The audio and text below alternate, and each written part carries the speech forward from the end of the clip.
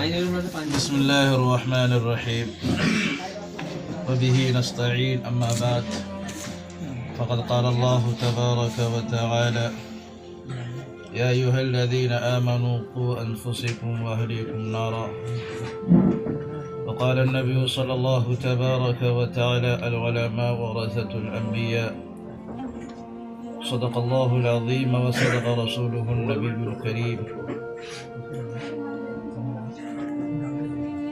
معزز سامعین،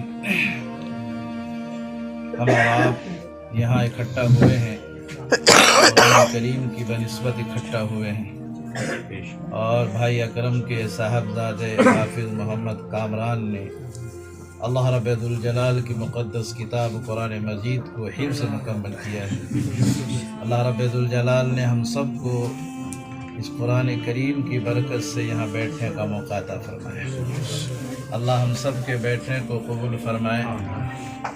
میں اپنی طرف سے، اپنے مدرسے کی طرف سے اور اپنے مدرسے کے اساتذہ کی طرف سے اکرم بھائی کو دل کی گہرائی سے مبارکباد پیش کرتا ہوں کہ اللہ تبارک و تعالیٰ نے اس کے بچے کے قرآن کریم کے مکمل حفظ کی سعادت نصیب، اور یہ کوئی چھوٹی موٹی بات نہیں ہے۔ اللہ کے نبی صلی اللہ علیہ وسلم کی حدیث ہے، حضرت عائشہ رضی اللہ تعالی عنہ ام المومنین فرماتی ہے کہ میں نے اللہ کے نبی صلی اللہ علیہ وسلم سے پوچھا کہ اللہ کے نبی، جب اللہ تبارک و تعالیٰ کا حکم ہوگا اور لوگ اپنے قبروں سے اٹھیں گے، چاہے وہ مرد ہو یا عورت ہو، کسی کے جسم پہ کپڑے نہیں جائے، سب برہنہ ہوں۔ تو اماں عائشہ رضی اللہ تعالیٰ عنہ فرماتی، اللہ کے نبی یہ تو بڑی غیرت کی بات ہوگی، بڑی بے شرمی کی بات ہوگی کہ سب ننگے ہوں گے، عورت بھی مرد بھی۔ تو اللہ کے نبی صلی اللہ علیہ وسلم نے فرمایا کہ اس وقت ایک دوسرے کو دیکھنے کی کہاں فرصت ہوگی، نفسی نفسی کا عالم ہوگا، کوئی کسی کو دیکھ نہیں، بغل میں کھڑے ہونے کے باوجود بھی کوئی کسی کو دیکھے گا نہیں۔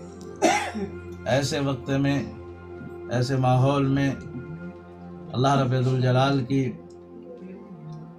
حاضری کے سامنے سب اللہ کا بندہ کھڑا ہوگا اپنے حساب و کتاب کے لیے، لیکن حدیث پاک میں آتا ہے کہ جس کا بچہ حافظ قرآن ہوگا، اللہ رب ذوالجلال ایسے والدین کو عزت کا جوڑا پہنائے گا کہ جنت میں جانے سے پہلے عزت کا جوڑا، اور پھر اللہ اس کے ایک ہاتھ میں بادشاہت اور اس کے سروں پر اللہ تبارک و تعالیٰ سورج سے بھی زیادہ روشن تاج رکھے۔ کہ چھوٹی موٹی بڑی بات، چھوٹی موٹی بات نہیں۔ اور پھر جب والدین کے ساتھ یہ مقام ہے تو پڑھنے والوں کا کیا مقام ہے؟ پھر اللہ تبارک و تعالیٰ حافظ قرآن سے کہے گا کہ جس کے لیے میرا یہ حکم ہو چکا ہو کہ اس کو جہنم میں ڈال دیا جائے، یعنی جس کے لیے جہنم مقدر بن چکا ہو، ایسے 10 آدمیوں کو اپنے خاندان میں سے تو ہاتھ پکڑ کر کے جنت لے جائے۔ کتنی بڑی سعادت کی بات۔ اللہ رب ذوالجلال ہم سب کی اولادوں کو حافظ قرآن بنائے اور اس پر اللہ زندگی اس کی گزارے۔ دوسری بات، میں نے جو قرآن کریم کی آیت پڑھی ہے کہ اللہ تبارک و تعالیٰ نے قرآن کریم میں فرمایا یا ایھا الذین آمنوا قوا انفسکم واہلیکم نارا، اے ایمان والو، تم اپنے بچوں کو، اپنے اہل و عیال کو جہنم کی آگ سے بچاؤ۔ لیکن بڑا افسوس کے ساتھ یہ بات میں آپ سے عرض کر رہا ہوں، حالات یہ ہے کہ ہم خود اپنے ہاتھوں سے اپنے بچوں کو جہنم کے گڑھوں میں ڈال رہے ہیں۔ آج حال کیا ہے آپ سب جانتے ہیں، ماحول دیکھیے، ہمارے بچوں کو کہاں کہاں لے کر چلے۔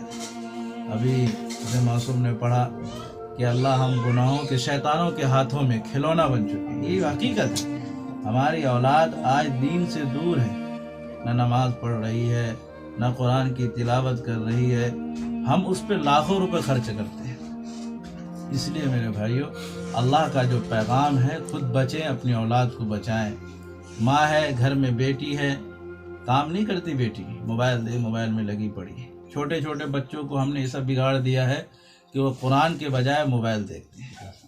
ماں کام سے لگ گئی اور بچے کو ہاتھ میں موبائل دے دیا کہ تو اپنا کام کر، میں اپنا کام کر رہی ہوں۔ انہیں فکر نہیں کہ یہ موبائل کا یہ نشہ جو ہے بچے کو بڑے تک کتنا بگاڑ دے گا، اور پھر وہ دین سے دور ہوتا چلا جائے گا۔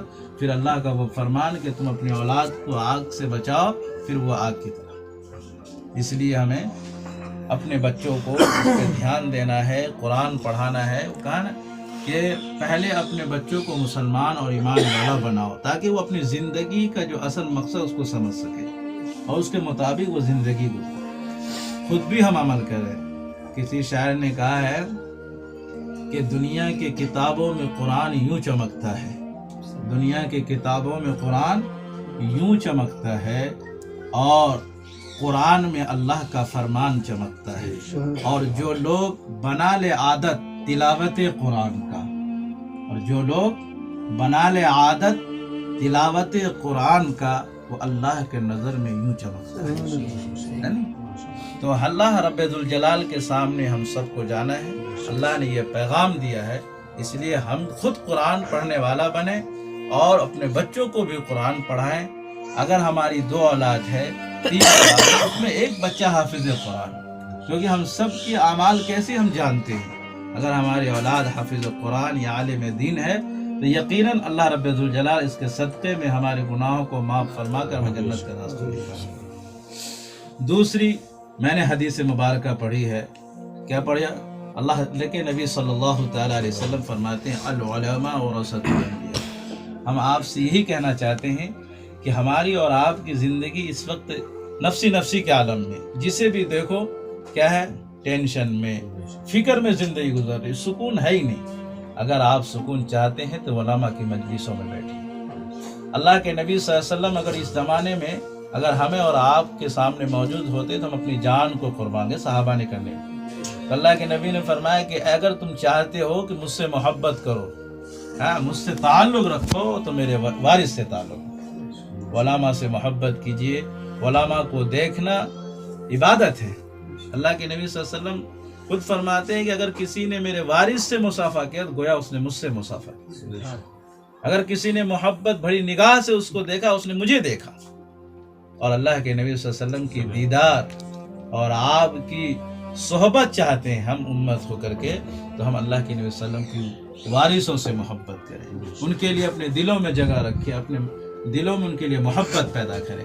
اور یہ چیز کہاں سے پیدا ہو؟ مدارس سے۔ اسے مدرسے کے لیے بھی اپنے دلوں میں محبت رکھیں۔ اللہ رب ذوالجلال جیسے بھی آپ کو نوازا ہے اس طرح آپ مدرسے کی تعاون کریں، ان سے جڑیں۔ اگر آدمی کو پیسہ نہ دینا کوئی ضروری نہیں، لیکن محبت ہو ضروری۔ بغض رکھنا یہ آپ کی آخرت اور دنیا دونوں بیکار ہے۔ اللہ رب ذوالجلال ہم سب کو کہنے سننے سے زیادہ عمل کی توفیق نصیب فرمائے۔ وآخر دعوانا